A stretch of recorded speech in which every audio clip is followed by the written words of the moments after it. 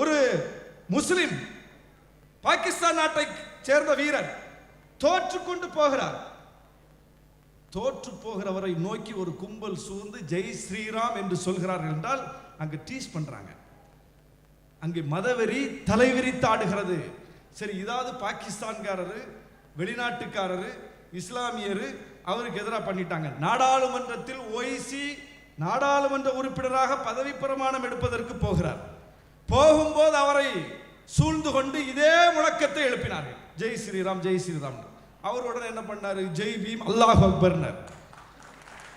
அந்த முழக்கத்தை சொல்ல வேண்டிய நெருக்கடி எங்கே உருவாக்கப்படுகிறது என்று பாருங்கள். அவங்க அப்பா 7 முறை எம்பி, அவரே 3வது முறை 4வது முறை எம்பி, 10 முறை எம்பியாக அவரும் அவருடைய தந்தையாரும் பொறுப்பேற்றிருக்கிறார்கள். ஒரு முறை கூட அவர் ஜெய் பீம் என்றோ அல்லாஹ் அக்பர் என்றோ முழங்கவில்லை.